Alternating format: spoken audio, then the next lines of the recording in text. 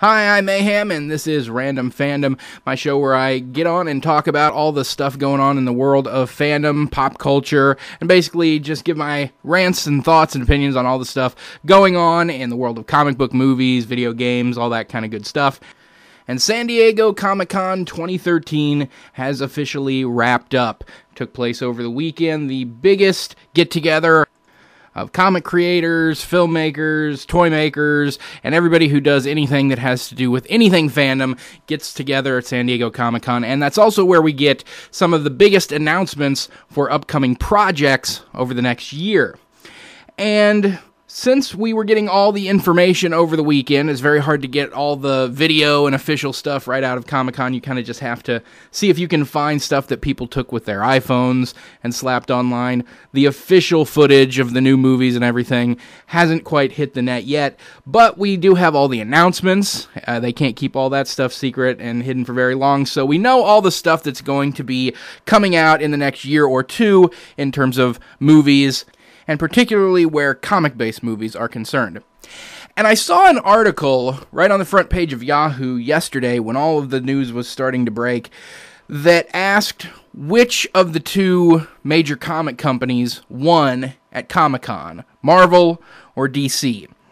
Both had some big announcements that they made, and people were wondering which was the bigger news. What was the biggest news of the Comic-Con, and which group won the Comic-Con? So that's what this episode is going to be a little bit about, talking about what each company showed and debuted and what information dropped from Marvel and DC at this year's San Diego Comic-Con. Now, DC came out swinging and dropped a big bombshell in terms of the next movie they're going to be moving forward with, and that's Batman Superman. They're going to be putting together Batman and Superman for the first time on the big screen. It's going to be the first time the two have shared the big screen and not been just in cartoons or comics together. So that's major, you know? That's the two biggest comic icons in the world, and they're going to have this huge movie that they're going to be teaming up in, and, you know, maybe we'll see them fighting at the beginning, and we'll probably see them teaming up by the end, and we don't know who they're going to be taking on, but you can bet it's going to be major bad guys, so that's obviously huge, huge, and DC's never done anything like that before in terms of combining characters on the big screen. So huge news there. And then Marvel had their panel where they announced some stuff, and we didn't get anything from Marvel that we didn't already know. We just got more information about it. We got a lot of new information about Guardians of the Galaxy. We saw all the cast together, and they had cast interviews, and they released new concept art for the cast and what they're going to look like in their character get-up, and we saw some of the memorabilia and props that they're going to be using in the movie from that, so we got a lot of information about Guardians of the Galaxy. And then they showed some teaser footage from the next Captain America movie that's going to be next year, and they showed some more footage from Thor 2: The Dark World that's coming out later this year, and then towards the end of the Marvel panel, they brought out their big gun. Joss Whedon came out, and he talked a little bit about the next Avengers movie, Avengers 2, and he announced what the tag supplemental title is going to be and who the villain's going to be. So that was the big news, and it's going to be Ultron. It's going to be Avengers 2, Age of Ultron. So we're going to be getting Ultron as the bad guy of the next Avengers movie, and people went nuts about that.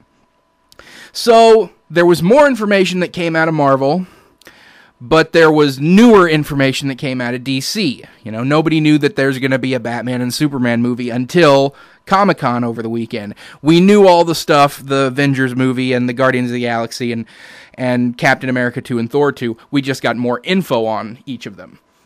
So, which company won, so to speak? Quote unquote, won Comic-Con. In my estimation, the win should go to Marvel in this case.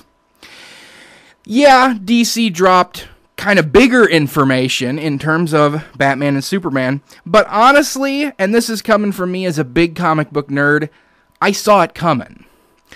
They were teasing for the last year or so, ever since they got done with The Dark Knight Rises and they were moving forward on the Superman movie, Man of Steel, that came out this summer. There was all kind of talk on the message board that a Justice League movie was coming, and they even had a release date for it, and it was going to be coinciding the same summer as Avengers 2, and everybody thought it was going to be Justice League versus Avengers 2. People might still think that, and think that that's still an option and on the table. But I kind of knew the next thing they were going to be doing is Batman Superman. And that's because I know DC. All DC really does is Batman and Superman.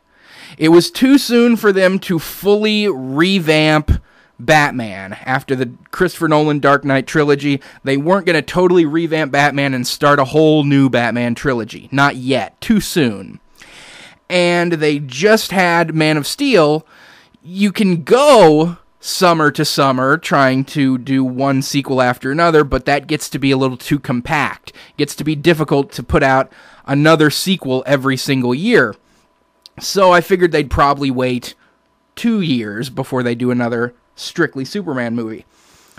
They're not going to do another Green Lantern. They need to stay the hell away from that property for a while. They screwed it up royal the last time they tried.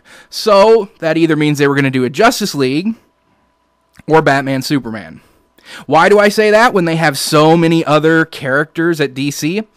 Because DC doesn't do anything with their other characters. In anything, in comics, in the animated movies, in the cartoons, yeah, you get a little taste of some of the other characters every now and again. There was the Justice League cartoon about a decade ago, which was awesome. I love that cartoon with all my heart and soul. But honestly, let's look at all the cartoons they've had over the years. They had a Batman the Animated Series, which spun off into a Batman and Robin animated series, which people think is the same thing, but it was actually a separate series, just completely done by the same people.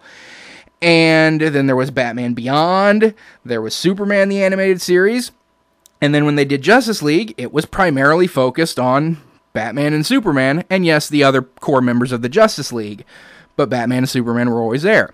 Since then, there was a animated show for Batman not long after Justice League ended called The Batman that was supposed to be like a even darker, grittier cartoon version that was on Fox, and I don't think it did too many seasons. There was Batman Brave and the Bold, kind of a more lighthearted take on Batman, the character. And Teen Titans, I like Teen Titans. I don't think they had enough of the Teen Titans. They just had 5 members. There's been a ton of Teen Titan members over the years. But even there, Robin's kind of young Batman. So, in the animated world, Batman and Superman have completely dominated it. And then in comics, ever since they restarted the DC Universe, the New 52, it's going on about 2 years old now, my 2 favorite titles of the entire New 52 relaunch has been Deathstroke and Firestorm. Those are my 2 absolute favorite titles. Round about a month ago, they canceled 2 titles from the New 52 line. They canceled Firestorm, and they canceled Deathstroke. They canceled my 2 favorite titles. And 2 titles that they started up round about the same time to replace them. A new Superman book, of which there's already about 10 different Superman or Superman-related titles. Action Comics, Last Son of Krypton or something, and then they recently started like Superman Adventures is the one that started recently, and there's a few other Superman titles. So they started that one, another Superman title, and then they started Batman Superman Adventures. New ongoing comic where the 2 of them are together.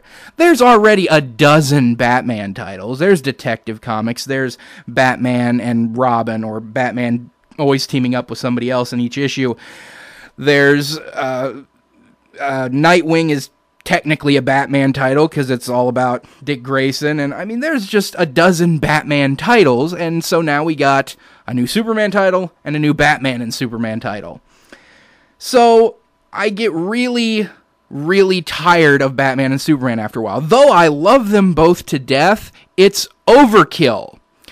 And DC does it. I used to just blame Warner Brothers for this. whenever Warner Brothers would make a new movie out of their DC properties, they'd always just do a Batman or a Superman. So I blamed them at first, but then I started to realize, no, it's DC themselves who's doing this, because they do the same thing with the comics, they do the same thing with the animation. The DC animated movies are only ever Batman Superman movies. You get the occasional Justice League and the occasional rare Green Lantern one, but then they just jump back and forth between Batman movie, Superman movie, Batman movie, Superman movie, just for their animated line. So, and Batman and Superman are great, don't get me wrong. I can't stress this enough how great the two characters are. But if you wanted to use a metaphor to really kind of put into perspective DC and their properties versus Marvel and their properties, DC is kind of like a steakhouse that has the best steak and potatoes you've ever had in your life. And then Marvel is a food court that has virtually any kind of food you could ever want, and all of it is good. Not great, but good. And some of it is great. So, the best steak and potatoes you've ever had in your life, eventually you're going to get tired of eating steak and potatoes every night. Eventually you're going to get tired of the Batman and Superman over and over and over, and you want some variety. You want Italian food, you want Chinese food, you want some ice cream or something. You're just not in the mood for steak and potatoes. And it would be great if DC would expand themselves into something besides just focusing on Batman, Superman. There are so many characters in DC that I love. I mean, DC dropped the ball when you think about it. A few years back, they had a Wonder Woman movie in production. Pre-production, it hadn't really gotten heavy going yet. It was still in the writing and script doctoring stages. But Wonder Woman, another supremely iconic character, and they had, as writer and director, Joss Whedon. DC had Joss Whedon before Marvel had Joss Whedon. They had him writing a Wonder Woman movie. The guy who did Buffy the Vampire Slayer, pretty much the biggest icon in female superhero ass-kickery in all of television and fandom and comics for the last decade or so. He was on board to write the movie, direct the movie. DC had Joss Whedon before Marvel did. And they canned it. They squashed the project before it even got out of the gate. Why? There's all kinds of reasons floating around the net, but you ask me, it's because Wonder Woman's not Batman, and Wonder Woman's not Superman. So, they didn't want to bother with it. And if anything, their failure with Green Lantern has just cemented in their minds that they don't want to do anything except Batman and Superman. Because they tried with Green Lantern, and they failed. It was terrible, and people hated it, and they lost money on it. So they're just going to stick to Batman, Superman from now on. I hope that doesn't turn out to be the case. You know, I would love to see a Flash movie. Everyone would love to see a Flash movie. Flash is awesome. One of my favorite characters. One of DC's best characters. So much they could do with a Flash movie, but they won't. And we're not going to see any kind of Wonder Woman movie. They had a Wonder Woman TV show that was filming. They were shooting episodes. It was in the works. They scrapped that. Again, because they're not Batman and they're not Superman. So, I wasn't too surprised when they announced that they were going to do a Batman-Superman movie. Excited about it? Sure. I look forward to it. I'm not going to get my hopes too high up because, again, when it comes to Warner Brother and DC movies, they're very hit or miss. There's been excellent Batman movies, the Christopher Nolan ones. There's been terrible ones, the Joel Schumacher ones. There's been excellent Superman movies. Recent Man of Steel was great. The original, at least Superman 2, was amazing. There's been some terrible ones. Superman 3 and 4, and Superman Returns. So I'm not going to sit here and say that they're definitely going to knock it out of the park with a Batman-Superman movie. Could be excellent. It could be problematic and kind of suck. But overall, I wasn't surprised that that was their big reveal. Marvel didn't have any massive reveals of new projects, but I was very happy to see that Ultron was going to be the bad guy in Avengers 2. Everybody was thinking it was going to be Thanos after they teased him at the end of Avengers 1. And to find out that it's not, they're going to hold off on him, which they should, because he's pretty much the ultimate bad guy of the entire Marvel Universe. So they should really hold him in reserve for the Avengers to fight until like Avengers 3, or even later if they plan on doing more movies after Avengers 3. Ultron, on the other hand, excellent villain. He's such a great villain. There's so much they could do with him. So I very much look forward to seeing Ultron as the bad guy and the Avengers going against him. Also was supremely hyped to find out more information about Guardians of the Galaxy. Guardians of the Galaxy, one of my favorite comics of all time. The Annihilation series by Dan Abnett and Annie Lanning, who started off the whole Guardians of the Galaxy team, is my favorite limited series of all time, hands down. And then Abnett and Lanning's run on that title, Guardians of the Galaxy, phenomenal. They also did Nova, and there's going to be Nova members and characters in the Guardians of the Galaxy movie. Thanos is going to play a part into that, so if you're interested in seeing more info on Thanos and seeing him more on the big screen, Guardians of the Galaxy is the movie to see.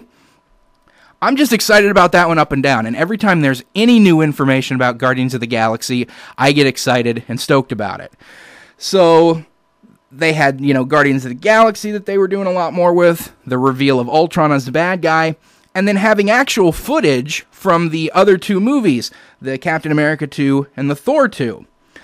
They can announce stuff at DC all day long, Batman, Superman, heck, they could have announced Justice League or Flash movie or whatever, but they didn't have any, test footage or teaser for any of it, so it was really just info from DC, whereas we got actual stuff from Marvel. We got footage, we got clips, images, and we saw props, and we met the cast and everything, so there was just a lot more stuff coming out of the Marvel panel than there was the DC panel, as far as I'm concerned.